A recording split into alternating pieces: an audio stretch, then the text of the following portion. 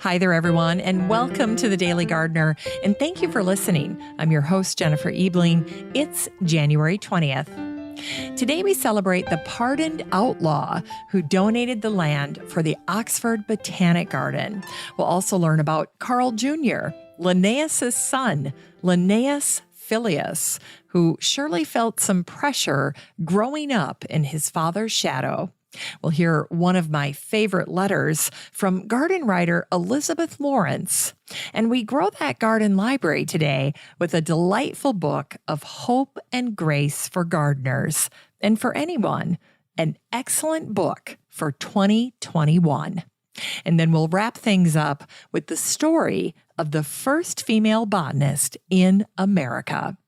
Now, before we get to all of that, I wanted to take a quick second to tell you about two ways that you can connect with the show. The first one is a website called Podchaser. And if you head on over to Podchaser, you'll notice it's a brand new podcast directory. And it's set up to help you make finding and reviewing podcasts easier than ever. In fact, if you like a particular episode, you can even rate an individual episode as opposed to rating an entire program. So that's a cool new feature.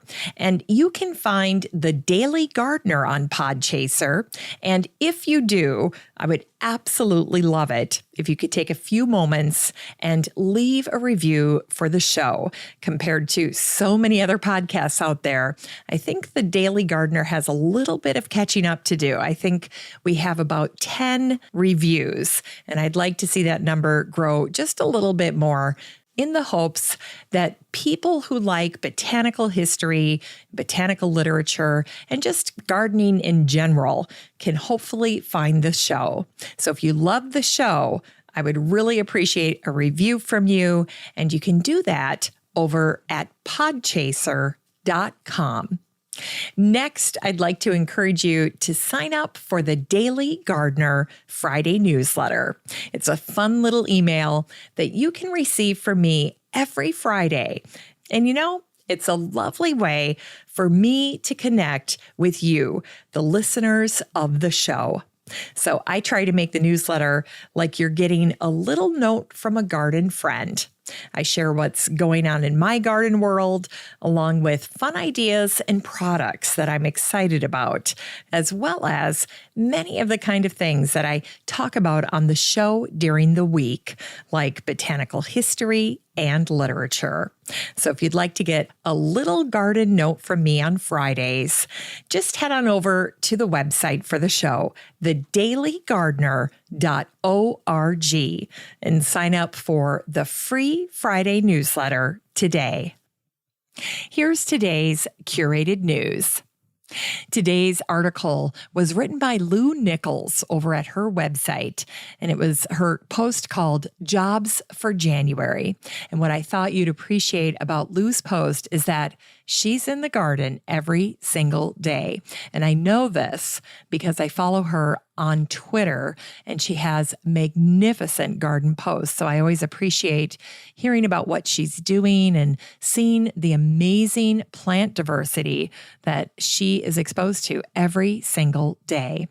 I also appreciated how she started out this Jobs for January post that she wrote. She said, "What can be better than soaking up a bit of winter sun in your own backyard?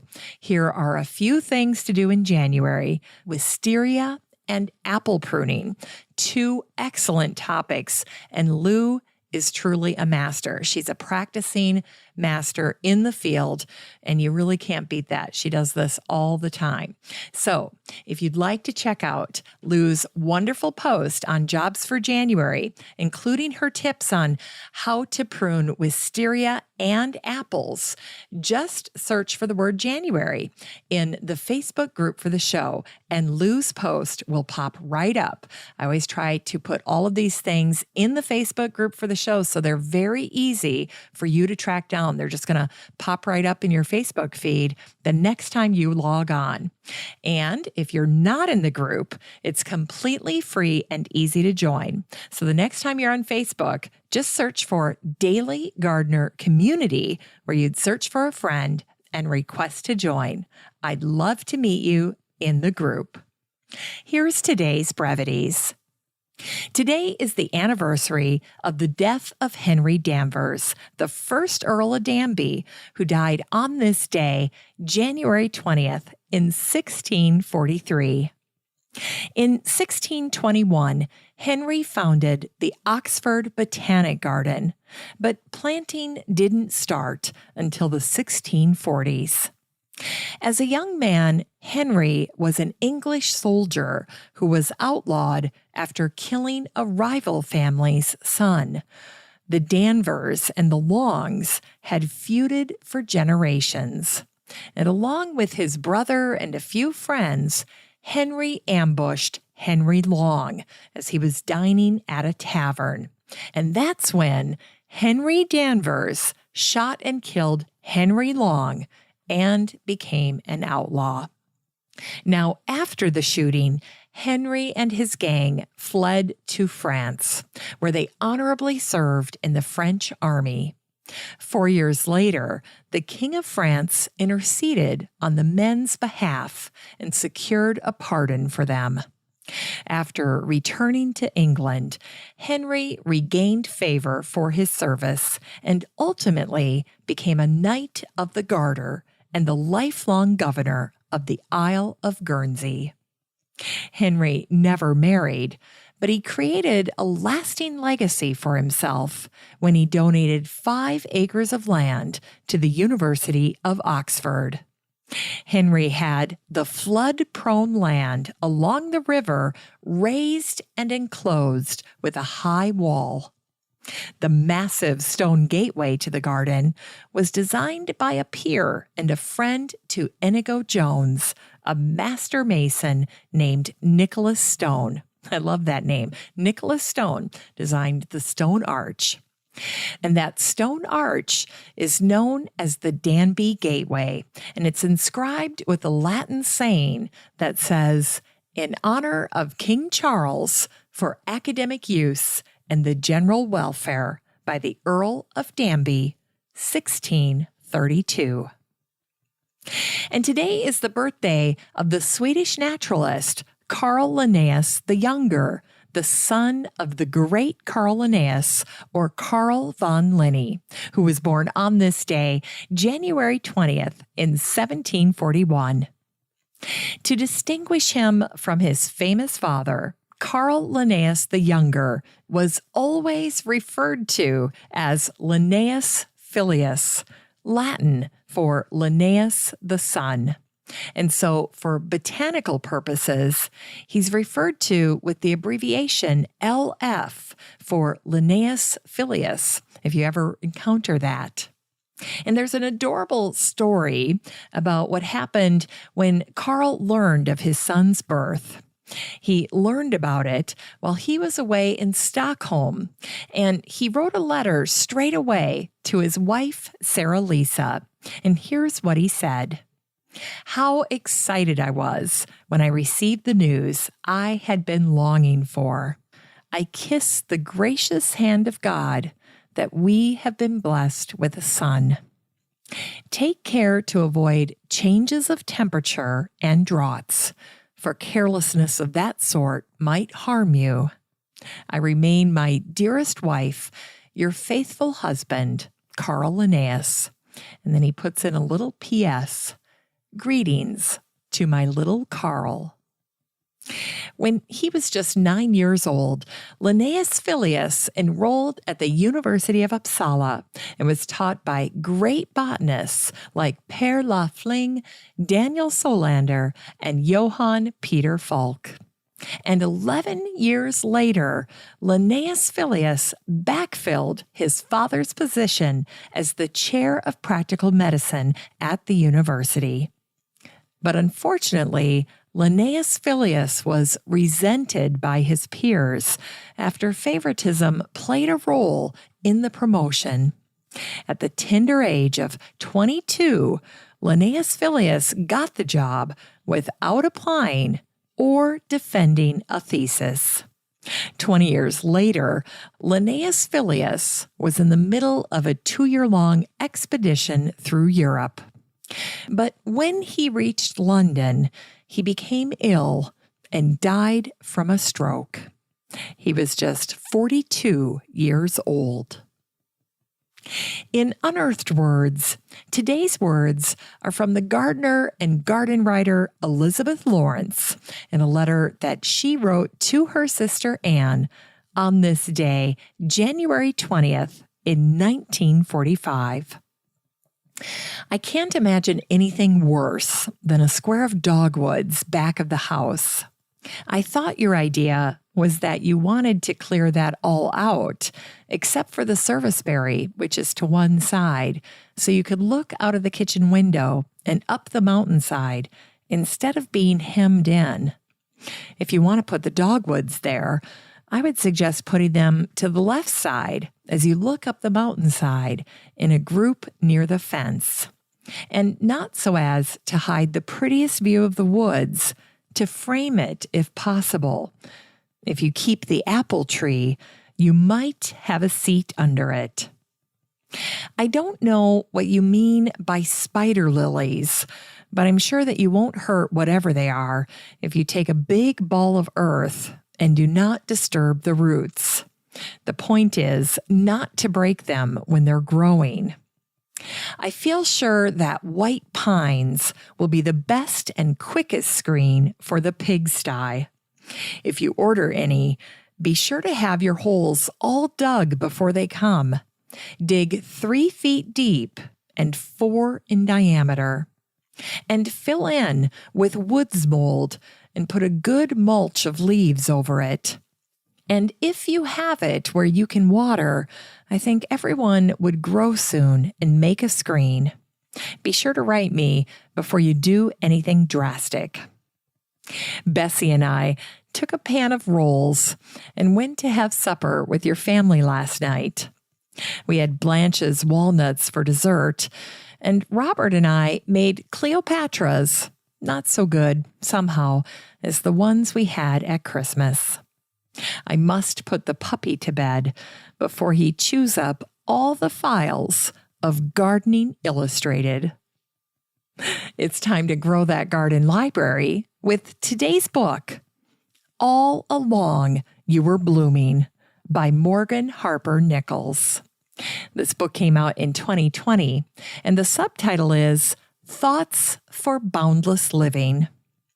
I fell in love with this book when I saw the beautiful cover that features botanical art. With over 1 million followers on Instagram, Morgan's fans love her beautiful artwork and the inspiring thoughts that she writes about life. This book is a fabulous collection of illustrated poetry and prose that helps you stumble into the light and bask in the joy that is all around you. All Along You Were Blooming is a perfect gift for any occasion. This book is 192 pages of grace, hope, and artistic beauty. You can get a copy of All Along You Were Blooming by Morgan Harper Nichols and support the show using the Amazon link in today's show notes for around $11. Finally, here's something sweet to revive the little botanic spark in your heart. It was on this day, January 20th, in 1756, that Peter Collinson wrote to John Bartram about Jane Colden. Here's what he said. Our friend Colden's daughter has sent over several sheets of plants, very curiously anatomized after Linnaeus's method. I believe she is the first lady that has attempted anything of this nature. Peter Collinson was one of the first botanical experts to recognize Jane Colden as the first female botanist in America. Like our modern-day plant swaps, Jane took part in something called the Natural History Circle, an event where American colonists and European collectors exchanged seeds and plants. Jane's father was the Scottish-American physician, botanist, and lieutenant governor of New York, Cadwallader Colden. And aside from his political endeavors, Cadwallader enjoyed botany and practiced the new Linnaean system. A proud dad, Cadwallader wrote to his friend, the botanist Gronovius. He said, "I have often thought that botany is an amusement which may be greater to the ladies, who are often at a loss to fill up their time. Their natural curiosity and the pleasure they take in beauty seems to fit it for them far more than men. The chief reason that few or none of them have applied themselves to it is because all the books of any value are written in Latin. I have a daughter with an inclination for natural philosophy or history, and I took the pains to explain to her Linnaeus' system and put it in English for her to use. She has now grown very fond of the study of botany, and she now understands to some degree Linnaeus' characters, even though she does not understand Latin." Well, Cadwallader gave his daughter Jane access to his impressive botanical library, and he even shared his personal correspondence with her and allowed her to interact with many botanists who visited the family's estate. And in 1754, at Coldenham, when Jane was just 30 years old, she met a young William Bartram, the botanist, who was less than half her age at just 14 years old. And she also met with the Charleston plantsman Alexander Garden, who was only 24 years old at the time. Just 4 years later, in 1754, Walter Rutherford wrote a friend after visiting the Colden home, Coldenham. "We made an excursion to Coldenham. From the middle of the woods, this family corresponds with all the learned societies in Europe. His daughter Jenny," and here he means Jane, "is a florist and a botanist. She has discovered a great number of plants never before described and has given their properties and virtues in her descriptions. And she draws and colors them with great beauty. She also makes the best cheese I ever ate in America." Today, the genus Coldenia in the borage family is named after Jane's father, Cadwallader Colden. After Jane discovered a new plant, the Coptis trifolia, she wrote to Linnaeus and asked if he would name it in her honor, Coldenella, but he refused. And one of the common names for this plant is three-leaf goldthread. It's a woodland perennial plant in the buttercup family, and it has glossy evergreen leaves. And it also has a long golden yellow underground stem that accounts for the gold thread part of the name. And Native Americans used to dig up that yellow golden part and chew on it as a canker remedy, which is how it got its other name, canker root. Thanks for listening to The Daily Gardener, and remember, for a happy, healthy life, garden every day. The Daily Gardener is produced in lovely Wyoming, Minnesota with the help of Paige Mance, Brooke Bierbaum, Kiana Rayleigh, Maddie Doyle, Natalie Decker, and Eric Begay. You can find The Daily Gardener on all your favorite social media. You can follow the show on Instagram, and listeners always have a standing invitation to join the free Facebook group for the show. Just search for Daily Gardener Community the next time you're on Facebook and request to join. All the the stories and books that are featured on the show can be found over at thedailygardener.org, thedailygardener.org. And while you're there, be sure to sign up for my free Friday newsletter. Last but not least, you can share your own gardener greetings on the show by emailing me at jennifer@thedailygardener.org. I'm your host, Jennifer Ebling, and as always, have a great day in the garden, and we'll see you tomorrow.